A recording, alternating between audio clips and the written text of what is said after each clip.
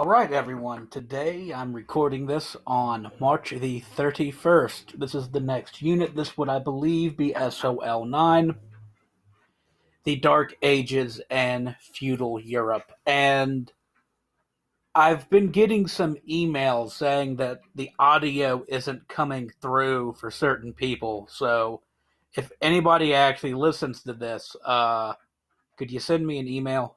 Tell me if I'm not just speaking at my computer for no reason. And the Islam work should be due on April the 8th. I'm only going to take like 5% off each day. If you email me, I'll probably give you just more time. I just put the due date on just so it's going to make grading all of this easier at the end of the year. But everyone in the class got, I believe, above an 84 last 9 weeks, so you all should wind up out of this with A's. I'm just doing this just because I'm hopefully going to have you guys for honors for World 2, and the ending of World 1 really sets up World 2. But the Dark Ages. A Dark Age, just in general, is just a time when a civilization kind of goes downhill.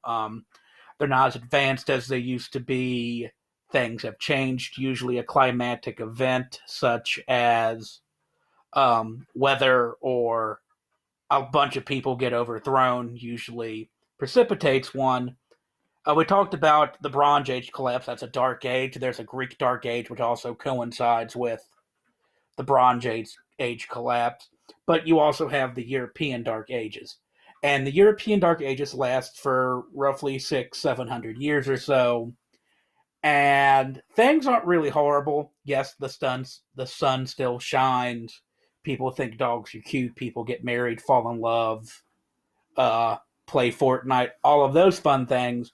But with the collapse of Rome in 476, the hold that the Roman Empire had on Western Europe, even though the hold they have near the end of the empire is so minimal, that just sends everything into chaos and Europe breaks apart. And as Europe breaks apart, you don't have the Roman bureaucracy or the government and the systems they had in place to keep everything moving. So each location has to fend for itself. And because of this, separate cultures from within Europe actually rise up, the Angles and the Saxons and the Franks. And you also have invaders coming in, such as the Magyars from Central Asia.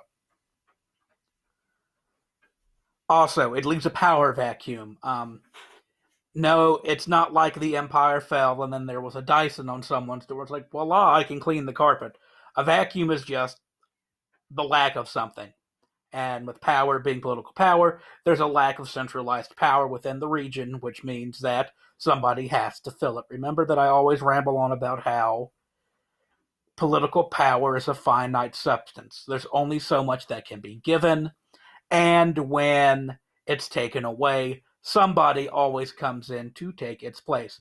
And the thing that takes in power after the fall of Rome is the Catholic Church. But you learn about the few things that set up medieval or Dark Age society. I sometimes get Middle Ages, medieval, Dark Ages confused. Medieval's a little bit later, but early Middle Ages or early medieval is what happens immediately at the beginning of the Dark Age. So one thing is Rome. Even though Rome's gone, it's still there. The languages are still there. Latin's still there, but Latin falls out of use because people speak their local languages. The church still remains. The church is actually very important because in times of strife and trouble, people tend to turn towards religion. That's always been the case, especially with the fall of Rome, with the advent of the military not being able to actually stop barbarian raids. People turn to Jesus. And when people turn to Jesus during this time, they actually turn towards the Pope. Remember the Pope? He's that fellow over there. Can't get married. He's bad with the ladies. And customs of Germanic tribes. Here are the Germanic tribes. They have customs. Those are their customs. So you have this weird blend of ex-Roman culture tied with the Catholic Church, tied with the various beliefs of Germanic tribes. And the church taking over isn't an immediate thing.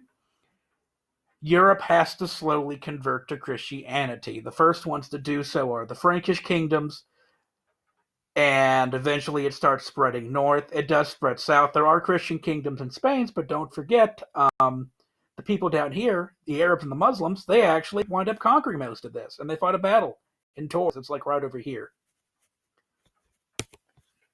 But influence of the Catholic Church. So secular authority does decline. Secular meaning non-religious. So non-religious authority declines because the empire is broken up and no one's really in charge anymore, and people tend to go towards the Catholic Church for spiritual and political guidance for several reasons. One is just the message of Christianity with eternal salvation.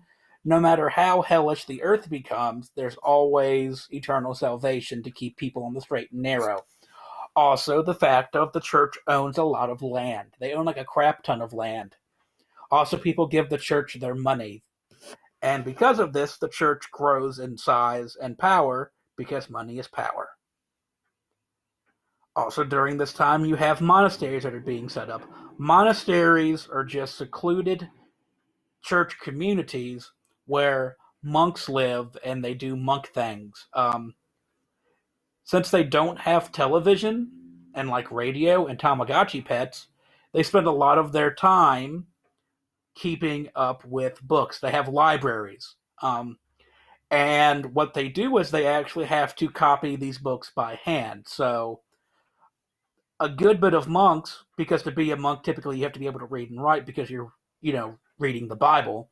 Also, the Bible is only written in Latin. At this point, you don't have the Bible in the vernacular or the local languages up until about the 1500s with the advent of type press printing brought over from China and perfected by Johannes Gutenberg. But the monasteries become like centers of knowledge, and they keep alive Greco-Roman traditions by just writing down their books. I know we're having a great time. Also, you have missionaries. Missionaries are just people that go around and they spread religion. Can anybody guess what religion these missionaries are spreading? Good job. It's Christianity. So the Roman Catholic Church goes around and they convert people. Sometimes this works, sometimes they die, sometimes they just don't convert, but Christianity is slowly spreading its way across Europe. And as people convert to Christianity, there's only one flavor of Christianity, and that's the Catholic Church. You don't really get major solidified separate churches up until the 14 and 1500s. There are splits from the Catholic Church, but those are normally short-lived, and the Catholic Church normally tries to put them down. But as more people convert, the church gets more power, and since the church gets more power, the Pope gets more power. But the Pope doesn't actually gain true political power until 800 AD, when he strikes a deal with a Frankish king by the name of Charlemagne. His name is not Charles Magny, Charlemagne. Pretty much, long story short, we'll get to this later on in the unit when we go over the Carolingian dynasty, but you have read about this, since most of you have done the textbook work, is that Charlemagne kicks the Lombards, or people who live in northern Italy, out of Rome and its surrounding lands, and in return, the Pope crowned Charlemagne the emperor of the new Roman Empire. It's now called the Holy Roman Empire. Now there are two Holy Roman Empires, and it really makes the Byzantines upset and helps lead to the schism, which we'll get to eventually. But the Pope now has say and sway with the courts of Europe. So kings have to listen to the Pope. The Pope can do what he wants.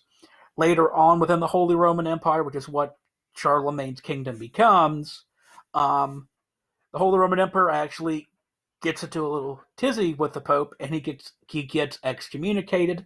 To be excommunicated means that you're kicked out of the church, and you cannot receive the sacraments, which are important things that help your soul out, such as taking communion or getting last rites.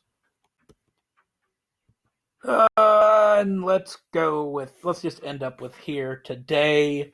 Um, Also, among communities within Dark Age Europe, you have the parish priest. The parish priest would just be a village's local priest. Some of them were ordained, some of them weren't, but the priests are very important because they give a personal touch to local communities. Um, the priest would be there when your children were born. He would baptize your children. He would preach to you. He would give you the Eucharist or communion. And he would also administer last rites. If you're interested in this, I would look into the sacraments of the Catholic Church. Unless you are Catholic, then you should already know these. But the parish priests allow the church to be involved in the daily lives of those in Europe.